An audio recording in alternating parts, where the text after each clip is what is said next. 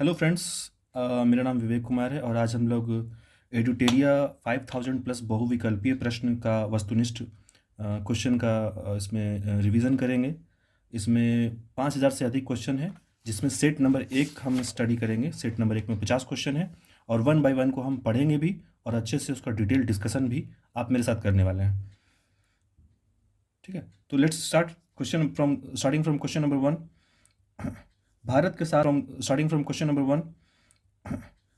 साथ भारत के साथ व्यापार करने का चार्टर महारानी एलिजाबेथ द्वारा कब दिया गया था? यह दिया गया था 31 दिसंबर 1600। चार्टर का मतलब होता है अधिनियम, एक दस्तावेज, सरकारी दस्तावेज जिससे एक कंपनी दूसरे कंपनी के साथ में व्यापार करती है, उसका अधिकार पत्र होता है ये। Question number 2। भारतीय राष्ट्रीय कांग्रेस के प्रारंभ से ही उग्र राष्ट्रवादियों का भी वर्ग था। निम्नलिखित में से कौन सा इसमें शामिल नहीं है? देखिए, कांग्रेस जो था वो मुख्य रूप से दो भाग में बटा हुआ था, एक नरमपंथी और एक गर्मपंथी। जो गर्मपंथी वाले लोग थे वो उग्र राष्ट्रवाद भी थे। नरमपंथी जो लोग थे वो ऐसा बिलीव करते थे कि अंग्रेज़ों के साथ में हम उनसे बात करके आज़ादी को ले सकते हैं, लेकिन जो एक्सट्रीमिस्ट थे वो लोग ऐसा सोचते थे कि नहीं, हम अंग्रेज़ों के साथ में बात करके नहीं, उनसे लड़ के अपना अधिकार को छीन सकते हैं। तो यही अंतर था लिबरल्स में और एक्सट्रीमिस्ट में। तो उसमें देखिए 3 प्रमुख नाम था, जिसको लाल, बाल, पाल भी कहते हैं। लाल मतलब लाला लाजपत राय, बाल मतलब बाल गंगाधर तिलक और पाल मतलब बिपिन चंद्र पाल। तो पहला ऑप्शन, दूसरा और डी, यानी कि ए, बी और डी तीनों इसका आंसर होगा। कौन सा नहीं होगा? गोविंद रानाडे। गोविंद रानाडे जो है, इनको जस्टिस रानाडे भी बोलते हैं क्योंकि ये भारत के जस्टिस रह चुके हैं। Question number 3। 1916 में कांग्रेस और मुस्लिम लीग के बीच लखनऊ समझौता हुआ, उसके कौन से परिणाम के बाद घातक सिद्ध हुआ? यानी कि क्वेश्चन ये कह रहा है कि 1916 में जो कांग्रेस का अधिवेशन हुआ, कांग्रेस का अधिवेशन कहाँ हुआ था? लखनऊ में हुआ था। अच्छा, इसके जो अध्यक्षता थे वो किसने किए थे? तो अध्यक्षता करने वाले का नाम था अंबिका चरण मजूमदार। ठीक है, और इसमें क्या हुआ था कि कांग्रेस पहले से विभाजित थी, लिबरल्स में और एक्सट्रीमिस्ट में। जो सूरत स्प्लिट यानी कि 1907 का जो अधिवेशन हुआ था सूरत में, उसमें क्या हुआ था कि कांग्रेस लिबरल्स में और एक्सट्रीमिस्ट में बढ़ गई थी, है ना। और बाद में क्या हुआ कि कांग्रेस भी 1916 में एकीकृत हो गई, मतलब कांग्रेस का लिबरल्स और एक्सट्रीमिस्ट दोनों साथ में हो गए, यानी कि नरमपंथी दल और गर्मपंथी दल दोनों साथ हो गए और मुस्लिम लीग भी साथ हो गए। ये कब हुआ? 1916 में। तो इसका मतलब कह रहा है उसके कौन से परिणाम के बाद घातक सिद्ध हुआ? तो देखिए, इसमें जो है कांग्रेस द्वारा मुसलमानों के प्रति संतुष्टिकरण की नीति आरंभ हो गई। मतलब क्या था, 1916 के बाद क्या हुआ कि कांग्रेस ने क्या किया कि मुस्लिम लीग के जितने लोग हैं उनसे संबंधित लोगों का तुष्टिकरण, यानी कि उनके प्रति उनका भाव जो है वो अधिक बढ़ गया, उनके प्रति तुष्टिकरण की नीति इनमें आ गई। Question number 4। व्यक्तिगत सत्याग्रह किस गवर्नर जनरल के काल में हुआ? देखिए, व्यक्तिगत सत्याग्रह कब हुआ था? ये हुआ था 1940 में। और व्यक्तिगत सत्याग्रह करने वाले सबसे पहले व्यक्ति कौन थे? विनोबा भावे। दूसरे जवाहरलाल नेहरू। व्यक्तिगत सत्याग्रह का करने का आग्रह किसने दिया था? गांधी जी ने दिया था। कब दिया था? 1940 में। तो इस समय के गवर्नर जनरल कौन थे? लॉर्ड लिनलिथगो थे। लॉर्ड लिनलिथगो कब थे? 1940 के आसपास उनका कार्यकाल था। 1936 से लेकर 1940-42 के आसपास में था उनका कार्यकाल। क्वेश्चन नंबर 5 देखते हैं। भारतीय राष्ट्रीय कांग्रेस के पूर्ववर्ती संस्थाओं में सबसे पहली और प्रमुख संस्था कौन थी? यानी कि कांग्रेस से पहले, कांग्रेस का फाउंडेशन कब हुआ? 1885 में। कौन किए थे? ए.ओ. ह्यूम द्वारा किया गया था। ठीक है, और पहले इसके अध्यक्ष कौन थे? डब्ल्यू.सी. बनर्जी, उमेश चंद्र बनर्जी। तो क्वेश्चन कह रहा है कि भारतीय राष्ट्रीय कांग्रेस के पूर्ववर्ती संस्थाओं में से पहली और प्रमुख संस्था कौन थी? ब्रिटिश इंडिया एसोसिएशन थी। ठीक है, clear. Question number 6। Simon commission की सिफारिशों के संदर्भ में निम्नलिखित में से कौन सा एक कथन सही है? तो देखिए, इसमें चार ऑप्शन पढ़ना जरूरी है। पहला पढ़ता है, इसने प्रांतों में द्वैत शासन को उत्तरदायी सरकार द्वारा प्रतिस्थापित करने की संतुष्टि की।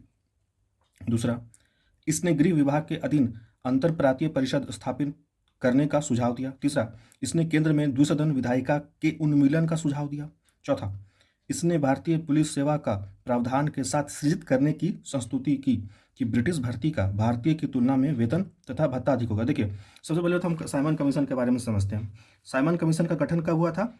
8 नवंबर 1927 में हुआ था। कहाँ हुआ था? लंदन में। किसकी अध्यक्षता में? John Simon. साइमन कमीशन को श्वेत कमीशन भी कहा गया था क्योंकि इसमें जितने भी मेंबर्स थे वो सारे वाइट थे, सारे अंग्रेज थे, उसमें कोई भी इंडियन नहीं था। और साइमन कमीशन 1927 में इसका गठन हुआ, और इंडिया जब ये आया था, मतलब जो साइमन कमीशन है उसका जो रिपोर्ट जो इंडिया में आया था वो 3 फरवरी 1928 को आया, और 27 मई 1930 को इसने जो अपना रिपोर्ट है वो इंडिया में ये प्रस्तुत किया। अपना रिपोर्ट में क्या था, केंद्र में द्विसदन का उन्मूलन, मतलब केंद्र में पहले लोअर हाउस था, अपर हाउस था, उसको हटा के क्या बोला कि सिर्फ एक हाउस होना चाहिए। इसका आंसर क्या होगा, इसने केंद्र में द्विसदन विधायिका का उन्मूलन का सुझाव दिया, is the right answer. Question number 7, Dadabhai Naoroji British House of Commons के लिए चुने जाने वाले पहले भारतीय थे। उन्होंने किस पार्टी का टिकट पे चुनाव जीता? इसका आंसर क्या होगा, लिबरल पार्टी पे। ठीक है। क्वेश्चन नंबर 8, भारत में हूनों का प्रथम आक्रमण किसके काल में हुआ था? देखिए, हूनों का आक्रमण किसके काल में हुआ था? स्कंदगुप्त के काल में हुआ था। ठीक है। क्वेश्चन नंबर 9, ऐहोल अभिलेख, ऐहोल अभिलेख किस शासक से संबंधित है? देखिए, ऐहोल अभिलेख किसके शासक से संबंधित है? यह है पुलकेशिन द्वितीय के संबंध से। क्वेश्चन नंबर 10, सत्यमेव जयते किस उपनिषद से लिया गया है या संग्रहित है? तो यह है मुंडिको उपनिषद। इसका आंसर क्या होगा, मुंडिको उपनिषद। क्वेश्चन नंबर 11, महावस्तु महात्मा बुद्ध का जीवन वृत्तांत है, इसका संबंध किससे है? देखिए, इसका संबंध महायान से है।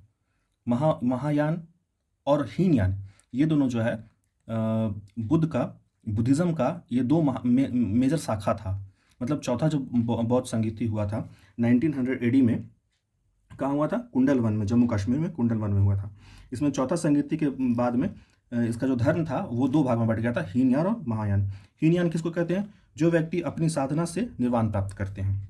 और महायान जो बोधिसत्व में विश्वास रखते हुए अपने निर्वाण में विलंब करते हैं, यानी कि बोधिसत्व तो रखते हैं लेकिन निर्वाण यानी कि डेथ में विलंब करते जाते हैं, देर करते जाते हैं। ठीक है। आइए क्वेश्चन नंबर 12 पे, अकबर द्वारा बनाए गए उपासना भवन का क्या नाम था? अकबर एक उपासना भवन बनाया था, उसका नाम था इबादत खाना। देखिए, बाकी जो इसमें ऑप्शन है दीवाने खास, दीवाने आम, बुलंद दरवाजा। दीवाने खास और दीवाने आम ये दोनों उसके पुत्र जो है शाहजहां के द्वारा बनवाया गया था। शाहजहां दीवाने खास और दीवाने आम का निर्माण करवाया था, और बुलंद दरवाजा का निर्माण अकबर ही करवाया था गुजरात विजय के समय में। गुजरात विजय के समय में अकबर ने पहली बार अकबर पुर्तगालियों से मिला था, और इसने नहीं, पहली बार इसने समुद्र देखा और पुर्तगालियों से वहीं पर मिला था, क्योंकि भारत में आने वाले जो सबसे पहले यूरोपीय कौन थे? पुर्तगाली थे। ठीक है। आइए देखते हैं दीवाने खास और दीवाने आम क्या है। देखिए, दीवाने आम जो है वो दिल्ली में लाल किला में बना हुआ लकड़ी का, मुख्य रूप से यह लकड़ी से बना हुआ था। इसमें क्या था कि राजा जो है आम जनता की फरियादें सुनते थे, और शाहजहां के द्वारा बनाया गया था। दीवाने खास जो है वो कहाँ है? आगरा में। ये भी शाहजहां ने 1637 में बनाया। ये किससे बना हुआ है? सफ़ेद संगमरमर से। और दीवाने आम किससे बना हुआ है? लाल बलुआ पत्थर से बना हुआ था, सॉरी लकड़ी से बना हुआ था। बाद में उसको शाहजहां ने लाल पत्थर से बनवाया था, संगमरमर से निर्माण करवाया था, और उसमें कुछ लाल बलुआ पत्थर का साथ में भी उसका निर्माण कराया था। तो दीवाने खास में क्या था कि अमीर एवं बादशाह उसमें आ जा सकते थे, उससे राजा उनसे बात करते थे। लेकिन दीवाने आम में क्या था कि सिर्फ मतलब जो जनता थी राजा की, सिर्फ वही आ जा सकते थे। इसमें दीवाने खास में खास लोग आते थे, जैसा कि नाम बता रहा है, दीवाने आम यानी कि लोकल, और दीवाने खास यानी कि स्पेशल पीपल। क्वेश्चन नंबर 13, सुप्रसिद्ध संगीतकार तानसेन और बैजू बावरा किसके शासनकाल में सुविख्यात थे? तो ये थे किसके शासनकाल में? अकबर के काल में। तानसेन वही राग मल्हार गाने वाले, और बैजू बावरा जो थे वो ये लोग संगीतज्ञ थे अकबर के दरबार में। Question number 14, new castle port जो दुनिया का सबसे बड़ा कोयला निर्यात बंदरगाह है, यह किस देश में स्थित है? यह ऑस्ट्रेलिया में है। क्वेश्चन नंबर 15, देशांतर रेखाओं के संबंध में कौन सही है? देखिए, देशांतर जो पृथ्वी है, तो पृथ्वी क्या है? दो भागों में बटी है, मुख्य रूप से उत्तरी गोलार्ध, दक्षिणी गोलार्ध। इसके अलावा जो उत्तरी ध्रुव है और दक्षिणी ध्रुव से जो पैरेलल रेखाएं जो ड्रॉ की जाती हैं चारों तरफ, उसको कहते हैं देशांतर। ठीक है। लॉन्गिट्यूड कहते हैं, और इक्वेटर के जो पैरेलल जितना भी लाइन होता है उसको कहते हैं लैटिट्यूड। तो लैटिट्यूड टोटल कितनी संख्या है? लैटिट्यूड की संख्या टोटल 179 है, और लॉन्गिट्यूड यानी कि देशांतर की संख्याएं कितनी है? 181। जो, और देखिए एक चीज़ और जानिए इसके बारे में कि अक्षांश यानी कि लैटिट्यूड, तो दो अक्षांश के बीच की जो दूरी होती है वो 111 किलोमीटर होती है, और दो देशांतर के बीच की दूरी 111.32 किलोमीटर होती है। लगभग दोनों बराबर है। और दो देशांतर के बीच की जो दूरी होती है उसको गोरे भी कहते हैं। ठीक है। सो क्वेश्चन नंबर नेक्स्ट देखते हैं। क्वेश्चन नंबर 16, उत्तर से शुरू कर यानी कि नॉर्थ से शुरू कर दक्षिण की ओर नीचे दी गई पहाड़ियों का सही अनुक्रम कौन सा है? तो देखिए इसमें इसमें जो जो चारों ऑप्शन है इसमें जो चारों ऑप्शन है उसमें से चारों में सबसे, देखिए सबसे ऊपर से नीचे यानी कि उत्तर से दक्षिण जाने वाला एक ही ऑप्शन है, नल्लामलाई पहाड़ियाँ, जवादी, नीलगिरी, अन्नामलाई। ये सारे कहाँ हैं? तमिलनाडु में। ठीक है। क्वेश्चन नंबर 17, निम्नलिखित में से कौन सी नदी अपने मार्ग बदलने के लिए प्रख्यात है? देखिए मार्ग बदलने के लिए तो हम सब जानते हैं कि बिहार में कोसी एक ऐसी नदी है जो नेपाल से आती है और क्या करती है, ये इतना इतना अपने साथ में पानी लेके आती है कि ये रास्ता हमेशा अपने बदल लेती है। रास्ता बदलने के कारण क्या होता है कि कई लोगों के घर उजड़ जाते हैं और अधिक पानी होने के कारण हमेशा बाढ़ आ जाता है, जिससे कई बीमारियां भी हो जाती हैं। इसके कारण ये जो है बहुत ज़्यादा प्रख्यात है और इस नदी से सिर्फ तबाही ही आती है। तो इस नदी को बिहार का शोक भी कहते हैं। देखिए गंडक को बंगाल का शोक सॉरी गंडक गंडक जो है वो बिहार की ही नदी है और महानदी जो है उड़ीसा की है और छत्तीसगढ़ में, दामोदर जो है वेस्ट बंगाल और झारखंड में बनी। क्वेश्चन नंबर 18 देखते हैं। क्वेश्चन नंबर 18, किस मृदा प्रारूप में लोहे की अतिरिक्त मात्रा होने के कारण अनुर्वरक हो जाती है? मतलब मिट्टी अगर उर्वरक है तो वो फसल उपजाने के लिए सबसे उपयुक्त है, और अगर मिट्टी में किसी चीज़ की मात्रा अधिक हो गई तो फसल उपजाने के लिए वो उपयोगी नहीं हो पाती है। तो क्वेश्चन ये कह रहा है कि अगर लोहे की मात्रा मिट्टी में ज़्यादा हो जाए तो कौन सा ऐसा मिट्टी है जो फसल के लिए अनुर्वरक हो जाती है? तो देखिए लेटराइट में क्या होता है, इसमें लोहे की मात्रा ज़्यादा होता है, जलोढ़ में तो लोहा का मात्रा होता नहीं है। अच्छा रही बात रेगिस्तानी बालू में, तो इसमें तो कोई फसल होता नहीं है। काली मिट्टी में भी फसल होता है लेकिन सबसे अधिक क्या होता है, कॉटन होता है। लेटराइट में क्या होता है, चाय कॉफ़ी लेटराइट मिट्टी में होता है, लेकिन हम चावल गेहूं इस मिट्टी में नहीं उगा पाते हैं। ठीक है।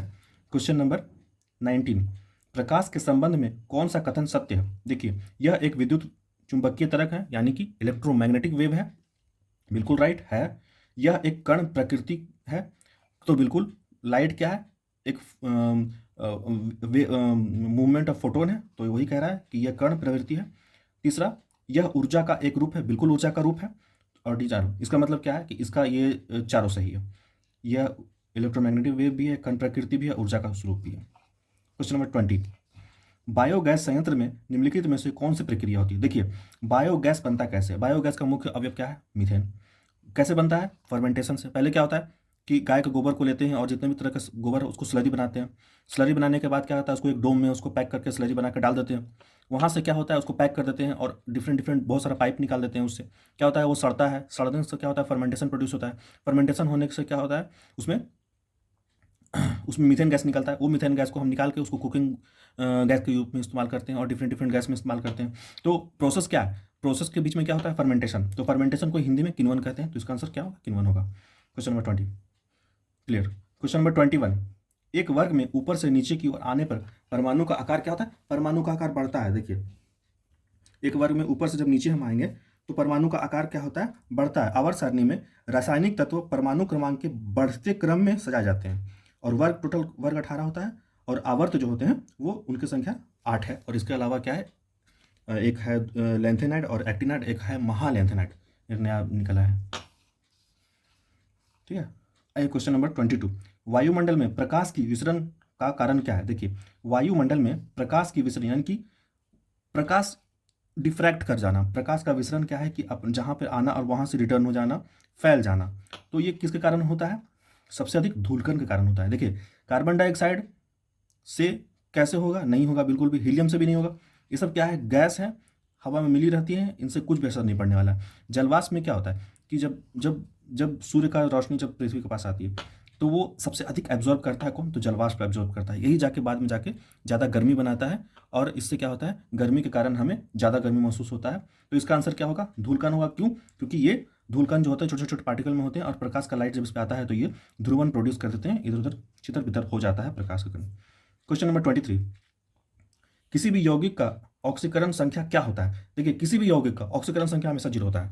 ठीक है। क्वेश्चन नंबर 24, सर्प विषरोधी सुई किस तत्व का एक यौगिक है? सर्प विषरोधी मतलब क्या होता है कि जो सांप काटने के बाद जो सुई लगाई जाती है तो उसमें क्या होता है, तो उसमें स्वर्ण का यौगिक होता है, जिससे वो उसका उसका एक तरह का काट माना जाता है। क्वेश्चन नंबर 25, दाब का विमीय सूत्र क्या होता है? देखिए दाब का होता है ml-1 T-2। ठीक है, इस पर ज़्यादा चर्चा नहीं करेंगे क्योंकि ये बहुत ईजी क्वेश्चन है। क्वेश्चन नंबर 26, जैव शैल क्या है? देखिए शैल मतलब होता है पत्थर, जैव शैल मतलब क्या होता है, कौन सा जैव शैल हो सकता है? कोयला, एलपीजी, पेट्रोल, तेल। तो देखिए इसमें से बहुत क्लियर है, पत्थर कौन सा है? कोयला है, क्योंकि ये भी तेल है, लिक्विड फॉर्म में है। पेट्रोल है, ये भी लिक्विड के फॉर्म में। एलपीजी है, ये लिक्विड के फॉर्म में है और गैस के फॉर्म में है। ठीक है, तो कौन सा आंसर हो जाएगा? कोयला। क्वेश्चन नंबर 27, यादाश्त का संबंध मस्तिष्क के निम्न में से किस भाग से है? देखिए यादाश्त का संबंध किससे है? सेरेब्रम से। सेरेब्रम से यादाश्त का संबंध है। सेरिबेलम ये भी ब्रेन का पार्ट है, हाइपोथैलेमस भी ब्रेन का पार्ट है, स्पाइनल कॉर्ड भी ब्रेन का पार्ट है। जो हम जो हम परमानेंट हमारा पास मेमोरी होता है वो सेरेब्रम में होता है, और जो मेमोरी जो कुछ समय के लिए होता है वो सेरिबेलम में होता है। ठीक है, सेरिबेलम को छोटा माथा भी कहते हैं, जिसको सिर के पीछे होता है छोटा दिमाग भी बोलते हैं, सेरिबेलम को बोलते हैं। ठीक है। क्वेश्चन नंबर 28, एक जीवाश्म पक्षी का नाम बताएं जो एक पक्षी की तरह दिखता है लेकिन सरीसृप जैसी अन्य विशेषताएं होती हैं। ये कौन सा है? आर्क्योप्टेरिक्स है। बहुत ईजी क्वेश्चन है, डायरेक्ट क्वेश्चन है। क्वेश्चन नंबर 29, मानव शरीर में सर्वाधिक मात्रा में पाया जाने वाला तत्व कौन सा है? ये ऑक्सीजन है। बहुत ईजी क्वेश्चन है। क्वेश्चन नंबर 30, परिपथ में किन्हीं दो बिंदुओं के बीच विभवांतर नापने के लिए किसका प्रयोग किया जाता है? देखिए दो बिंदु यानी कि दो बिंदु का पोटेंशियल डिफरेंस नापने के लिए क्या इस्तेमाल किया जाता है? Volt meter. देखिए वोल्ट मतलब वोल्ट से होता है विभव, तो विभव नापने के लिए क्या होगा? वोल्ट मीटर होता है। आमीटर से करंट नापते हैं और धारा नियंत्रक से करंट को कंट्रोल करते हैं, तो इसका आंसर क्या होगा? Volt meter. Question number 31,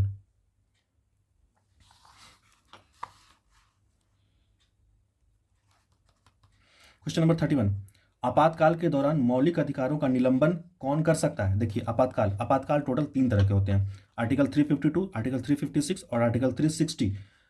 article 352 राष्ट्रीय आपातकाल, आर्टिकल 356 जब राष्ट्रपति शासन जो लगाया जाता है उसको राष्ट्रपति शासन कहते हैं, और आर्टिकल 360 यानी कि वित्तीय आपातकाल। ठीक है, तो यहाँ पर क्या कह रहा है? आपातकाल के दौरान यानी कि दो कोई भी आपातकाल लग जाएगा तो उसमें कौन सा मौलिक अधिकार निलंबन नहीं होगा, यानी कि वो मौलिक अधिकार हमारे पास रहेगा ही रहेगा। तो इसमें तो जानते ही होंगे आर्टिकल 20 और आर्टिकल 21 है जो हमारे पास रहता ही रहता है, कोई भी आपातकाल लग जाए लेकिन उसका निलंबन नहीं होता है। क्वेश्चन क्या है? आपातकाल के दौरान मौलिक अधिकारों का निलंबन कौन कर सकता है?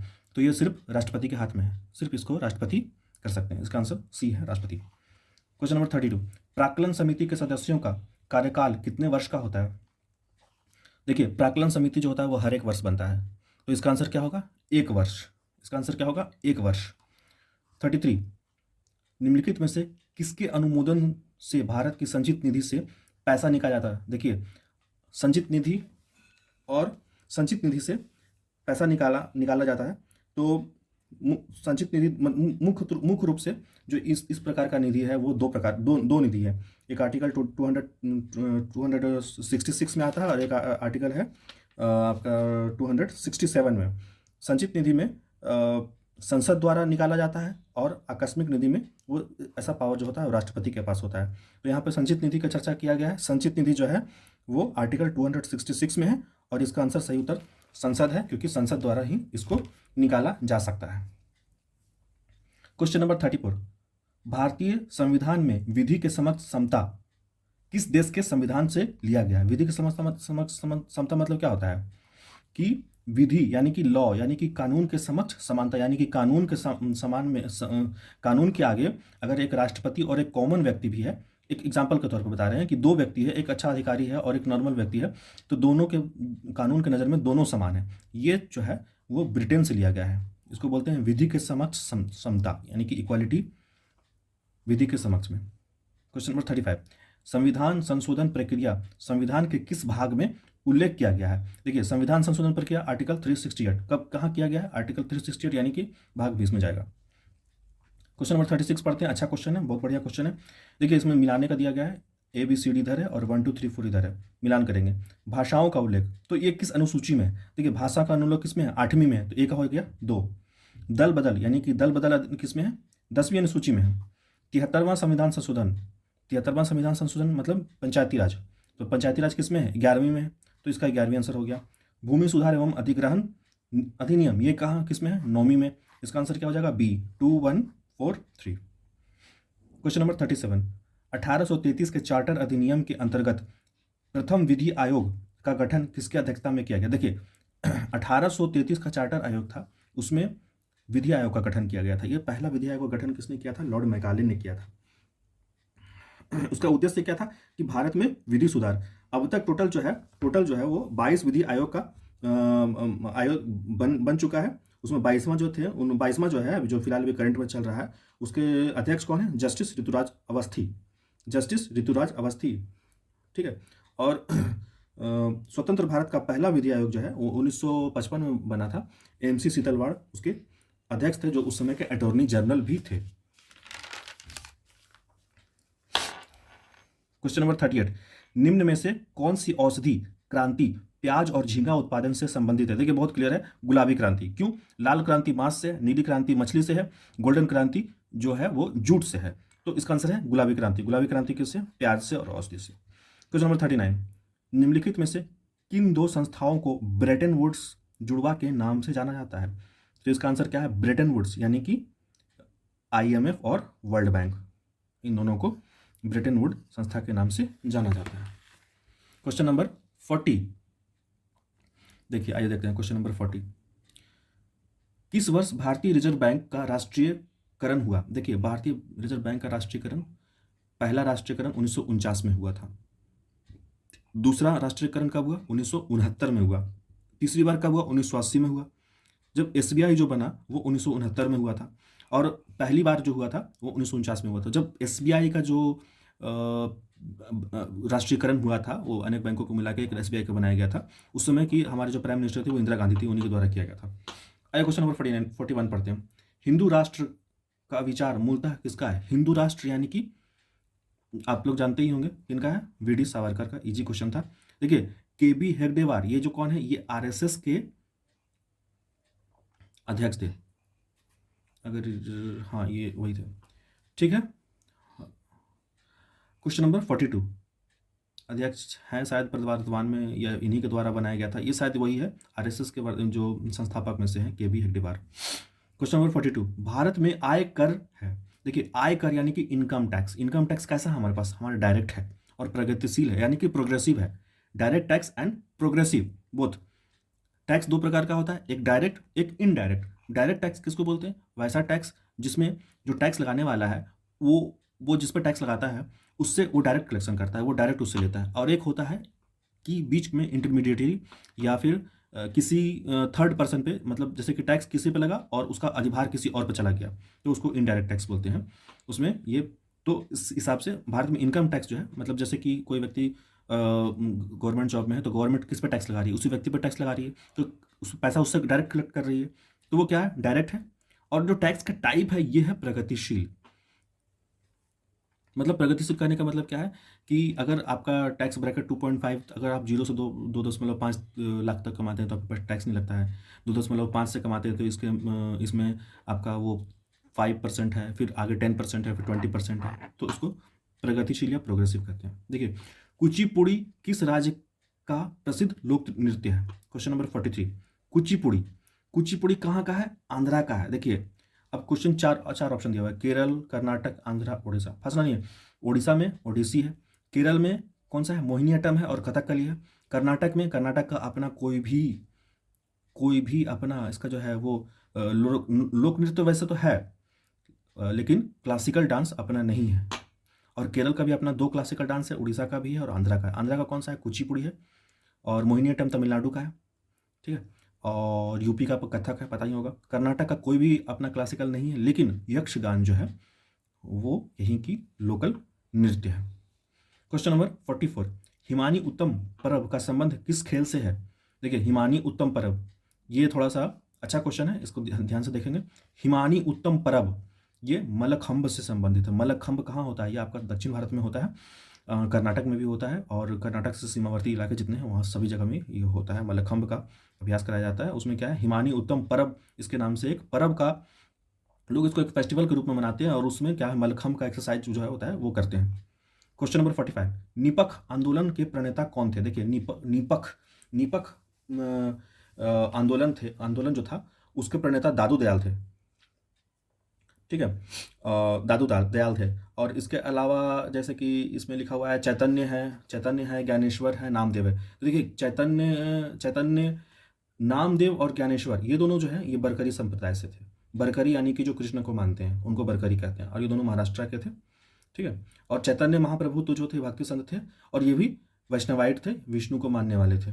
और दादू दयाल जो थे वो निपख आंदोलन के प्रमुख प्रणेता थे। ठीक है, क्वेश्चन नंबर 46, द्रखमा सिक्का किसने चलाया? द्रखमा सिक्का देखिए ग्रीक वाले लोग ने चलाया, और बाकी तो आपको पता है कुषाण ने सोने का सिक्का चलाया था, शको ने, सिंथियन ने, के हम उतना जानकारी नहीं है हमारे पास। क्वेश्चन नंबर 47, बाढ़ के दौरान हर वर्ष नए एल्यूवियम का जमाव जो मिट्टी की उर्वरता को बढ़ाता है उसको क्या कहते हैं? खादर कहता है। देखिए मिट्टी का 4 प्रकार होता है, भाबर, तराई, बंगर और खदर। खदर मतलब जो सबसे लास्ट में, तो जो सबसे लास्ट में होगा वो तो न्यू होगा, और बांगर, तराई, भाबर, खदर। भाबर क्या होगा? इससे पहला, यानी कि ओल्ड एल्यूवियम सॉइल अगर बोलता है तो कौन सा होगा? भाबर होगा, लेकिन न्यू एल्यूवियम सॉइल बोलता है तो खदर आंसर होगा। रेगोर मिट्टी किसको बोलते हैं? ये तो आपको पता ही है, ऊसरा मिट्टी, उर्वरा मिट्टी। रेगुर मिट्टी काली मिट्टी को बोलते हैं। क्वेश्चन नंबर 48, वह समुद्री सीमा जहां तापमान में तेजी से कम होता है उसको क्या बोलते हैं? थर्मोकैलाइन। देखिए नाम से पता चल रहा है, थर्मोस्फियर यानी कि वो स्फीयर, यानी कि स्फीयर में बटा हुआ है, तो यहां पे डायरेक्ट इसका आंसर थर्मोकैलाइन हो जाएगा। क्वेश्चन नंबर 49, बेसल मापदंड संबंधित है। देखिए बेसल जो है स्विट्जरलैंड में एक जगह है, वहां पर बैंकिंग क्षेत्र में सुधार हुआ था, तो इसका संबंध वहीं से है, बैंकिंग क्षेत्र से। क्वेश्चन नंबर 50, इंग्लिश में पहली बार औद्योगिक क्रांति शब्द का प्रयोग किसने किया था? ये किया था अर्नोल्ड टोयम्बी ने। तो फ्रेंड्स हम लोगों ने अभी सारे क्वेश्चन कर लिए, एक सेट का 50 क्वेश्चन कर लिया। ये जो बुक है एडुटेरिया का 50, इसका सेट एक किए हैं, और धीरे धीरे हम लोग 1 बाई 1 इसमें सारे सेट करेंगे जो 68 बीपीएससी के लिए बहुत इंपॉर्टेंट है। जो बीपीएससी और जो बीएसएससी का एग्ज़ाम कैंसिल हुआ है उसके लिए बहुत उपयोगी। आप लोग जरूर देखें, हमारे चैनल को लाइक करें, सब्सक्राइब करें, शेयर करें।